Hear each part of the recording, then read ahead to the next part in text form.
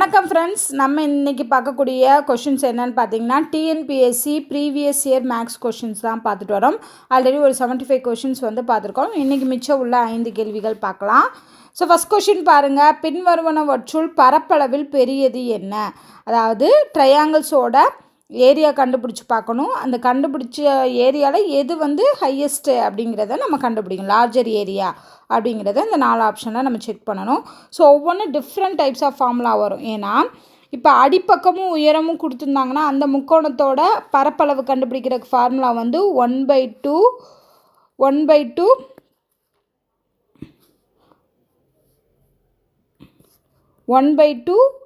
a into b அப்படின்னு வரும். ஓகேவா? ஸோ 1/2 a into b அப்படின்னு வரும். அப்போது அதுக்குரிய ஃபார்முலா இந்த ஃபார்முலாவை நம்ம யூஸ் பண்ணணும். So 1/2 into 10 into 8. ஸோ அடித்தோம் அப்படின்னா 5 வரும், 8 40. அப்போ இதுக்கு என்ன வருது? 40 சென்டிமீட்டர் ஸ்கொயர் அப்படின்னு வரும் ஃபஸ்ட் இதுக்கு.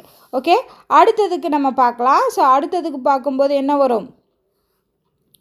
12 சென்டிமீட்டர், 5 சென்டிமீட்டர் மற்றும் 13 சென்டிமீட்டர் பக்கங்கள், மூணுமே வேறு வேறு பக்கங்கள் உள்ள முக்கோணம் அப்படின்னா அதுக்கு நம்ம என்ன கண்டுபிடிக்கணும்? ஃபஸ்ட்டு எஸ் வேல்யூ ஃபார்முலாவே root of S into S minus A into S minus B into S minus C. இதில் எஸ் கண்டுபிடிக்கணும். அண்ட் ஏபிசிங்கிறது இவங்க கொடுத்துருக்கதான் ஏபிசி. ஓகேவா? ஸோ இதில் பார்க்கும்போது நமக்கு என்ன வரும்? ஸோ ஃபஸ்ட்டு எஸ்ஸு கண்டுபிடிக்கணும். எஸ்ஸுக்கு ஃபார்முலா என்னன்னு பார்த்தீங்கன்னா அதுக்கு ஒரு தனி ஃபார்முலா இருக்குது. அதாவது A plus B plus C divided by 2. So இப்போ ஃபஸ்ட்டு எஸ்ஸு கண்டுபிடிக்கலாம். A plus B plus C. A என்ன இருக்குது? 12, 5 கூட்டினோம்னா 17, 17ஓட 13 கூட்டினோம்னா என்ன வரும்? 30 வரும். So 30 divided by 2 15. ஓகேவா? அப்போது எஸ்ஸு கண்டுபிடிச்சாச்சு. அந்த எஸ்ஸை வச்சு இந்த ஃபார்முலா யூஸ் பண்ணணும். 15, அப்புறம் 15லேருந்து ஏவை கழிங்க. 15லேருந்து 12 கழிச்சோம்னா 3. அதுக்கப்புறம் 15லேருந்து 5 கழிச்சோம்னா 10. அடுத்து 15லேருந்து 13 கழிச்சோம்னா 2. அப்போது ரூட்டுக்குள்ளே என்ன வரும்? 900ன்னு வரும். ஸோ ரூட்டுக்குள்ளே 900 வரும். அதுக்கு ரூட் எடுத்தோம்னா 30.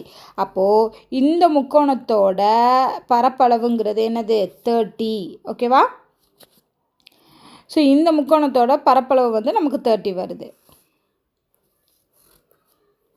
ஓகே, ஸோ இதுக்கு நம்ம என்ன கண்டுபிடிச்சோம்? 40 கண்டுபிடிச்சோம். 40 சென்டிமீட்டர் ஸ்கொயர் கண்டுபிடிச்சோம். இதுக்கு 30 சென்டிமீட்டர் ஸ்கொயர்.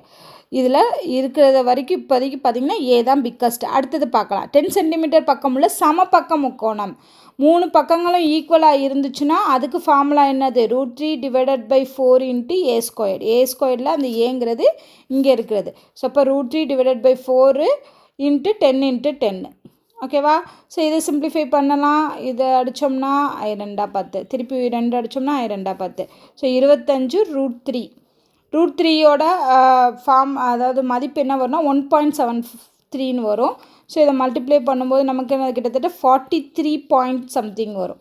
ஸோ இப்போ இதோட பரப்பளவுங்கிறது 43.25. ஸோ இப்போ இந்த 3ல் பார்த்தோம்னா ஆப்ஷன் சி தான் இப்போதைக்கு லார்ஜர் ஏரியாவாக இருக்குது. அடுத்து செங்கோண முக்கோணம். செங்கோண முக்கோணத்தோட பரப்பளவோட ஃபார்முலா என்னது? 1/2 இன்ட்டு அந்த மற்ற 2 பக்கங்கள் 3 இன்ட்டு 4. ஸோ அடித்தோம் அப்படின்னா 2. ஸோ 6 சென்டிமீட்டர் ஸ்கொயர் தான். ஸோ இருக்கிறதுலே ஹையஸ்ட் எதுன்னு பார்த்தீங்கன்னா இந்த 10 சென்டிமீட்டர் பக்கம் உள்ள சமபக்க முக்கோணத்துக்கு தான் என்னது? ஹையஸ்ட் வேல்யூ இருக்கும். ஸோ ஆன்சர் இது தான் கரெக்ட். ஸோ இதுதான் answer correct. So next question பார்ப்போம். நெக்ஸ்ட் கொஷினில் பாருங்கள், 77வது கேள்வியில் பின்வருவனவற்றுள் எது சரியான ஏறு வரிசையில் அமைஞ்சிருக்கு? ஸோ அசெண்டிங் ஆர்டரில் இருக்கணும். ஸோ ஃபஸ்ட்டு ஒவ்வொன்றுக்கும் மதிப்பு பார்க்கலாம். ஓகே, ஸோ ஃபஸ்ட்டு ஆப்ஷனில் 25%னால 100 இன்ட்டு 8 வரணும். ஓகே, 2 நாளாக 8, 25 நாளாக 100 வரும். அப்போ 25 அடித்தோம்னா இதோட வேல்யூ 2. ஃபஸ்ட்டு இருக்கிறதோட வேல்யூ 2. அடுத்தது 40% ஆஃப் 6 0 0 அடிச்சிடலாம். 5 24 2.4ன்னு வரும். ஏன்னா டிவைடட் பையில் 10 இருக்குது. அப்போ இதோட வேல்யூ 2.4. அடுத்தது 30% இன்ட்டு 9. அதுவும் அதே 0 0 அடித்தோம்னா 27. ஸோ 2.7 வரும். ஸோ இதோட வேல்யூ 2.7. அடுத்தது 20% ஆஃப் 15. ஸோ 20% ஆஃப் 15 பார்க்கும்போது 0 0 கேன்சல் ஆயிரும். 30 வரும். அகெயின் இங்கே ஒரு 0 இருக்குது, அடித்தோம்னா 3 வருது. ஸோ அப்போ 2, 2.4, 2.7, 3 ஃபஸ்ட் ஆப்ஷன் தான் கரெக்டாக வருது. ஏன்னா நமக்கு என்ன கேட்டிருக்காங்க, ஃபஸ்ட் ஆப்ஷன் தான் வந்து கரெக்டாக கொடுத்துருக்காங்க. ஸோ 2, 2.4, 2.7, 3ன்னு இன்க்ரீஸ் ஆகுது, ஏறு வரிசையில் இருக்குது. ஸோ அப்போ தான் வரும், ஃபஸ்ட் ஆப்ஷன் தான் வரும்.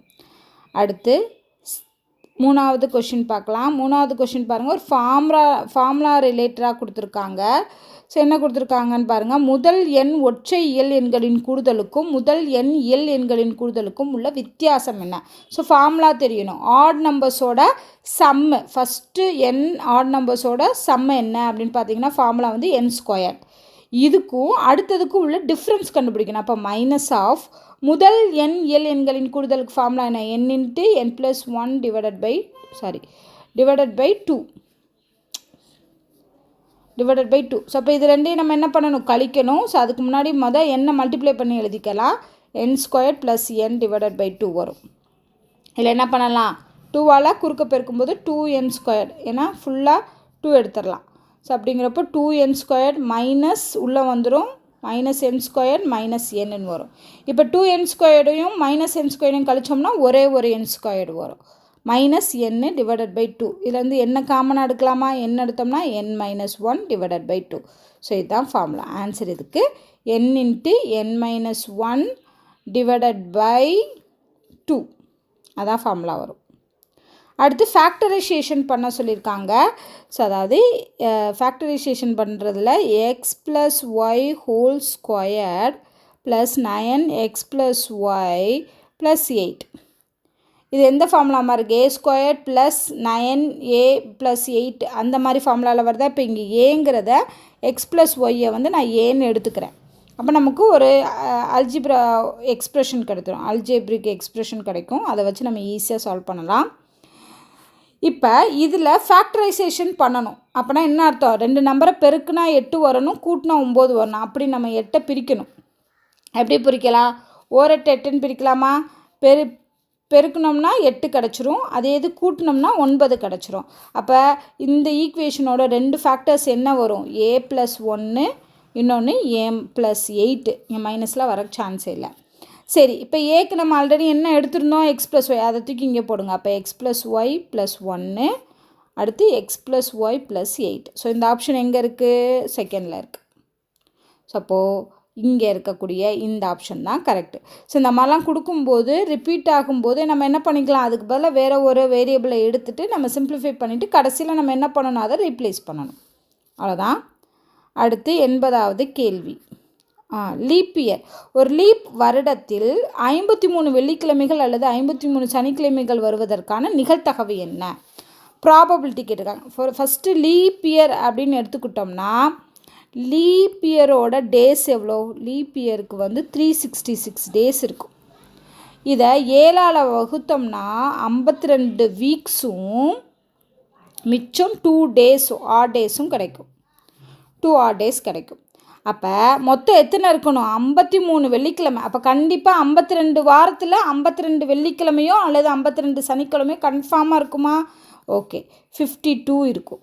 அந்த மிச்சம் இருக்க 2 நாள் என்னங்கிறத கண்டுபிடிக்கணும். அதை கண்டுபிடிச்சா தான் நமக்கு 53வது அந்த 53வது வெள்ளிக்கிழமையோ 53வது சனிக்கிழமைக்கான ப்ராபபிலிட்டி கண்டுபிடிக்க முடியும்.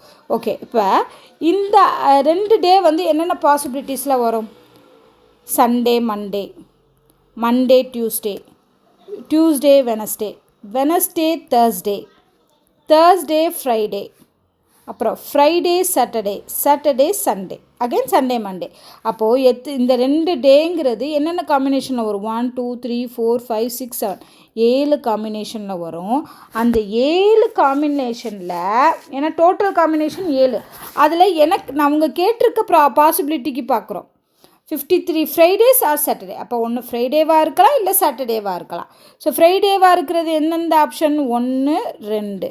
சாட்டர்டேவாக இருக்கிறதுக்கு எந்தெந்த ஆப்ஷன்னு, சாட்டர்டே வந்து இது 1, ஏன்னா ஆல்ரெடி இங்கே ஒரு சாட்டர்டே வரும், அதே மாதிரி இங்கே ஒரு ஃப்ரைடே வரும். ஓகே, ஸோ அப்போ 3 ஆப்ஷன் தான் இருக்குது. அப்போது 7 டோட்டல் 7ல் எந்த ஆப்ஷன் வர்றதுக்கு சான்ஸ் இருக்குது, இந்த 3 ஆப்ஷன் வர்றதுக்கு தான் சான்ஸ் இருக்குது. அப்போது இதுக்கான ப்ராபபிலிட்டி அப்படிங்கிறது 3/7. ஓகே, ஸோ இப்போ ஆன்சர் என்னது? ப்ராபபிலிட்டி 3/7. ஸோ இந்த ப்ராபபிலிட்டிலாம் நல்லா ஞாபகம் வச்சுக்கோங்க. எங்கேயாவது ஒரு சம் 2 சம் அப்படி தான் கேட்பாங்க. ஸோ இருந்தாலும் ஒவ்வொரு சம்முமே டிஃப்ரெண்ட்டாக இருக்கும் ப்ராபபிலிட்டியில். ஸோ அதனால் நிறைய ப்ராக்டிஸ் பண்ணும்போது ஈஸியாக ஐடென்டிஃபை பண்ணிடலாம். ஸோ இதோட பார்த்திங்கன்னா நம்ம ஒரு 80 கேள்விகள் இது வரைக்கும் நம்ம கொஷின்ஸில் பார்த்துருக்கோம். ஸோ இதே மாதிரி டிஃப்ரெண்ட்டான சம்ஸ் எல்லாமே தொடர்ந்து பார்க்கலாம். ஸோ இந்த வீடியோ உங்களுக்கு பிடிச்சிருந்தா லைக் பண்ணுங்கள், ஷேர் பண்ணுங்கள், மறக்காமல் நம்ம சேனலை சப்ஸ்கிரைப் பண்ணுங்கள். டவுட் இருந்தால் கமெண்ட் பண்ணுங்கள். நன்றி.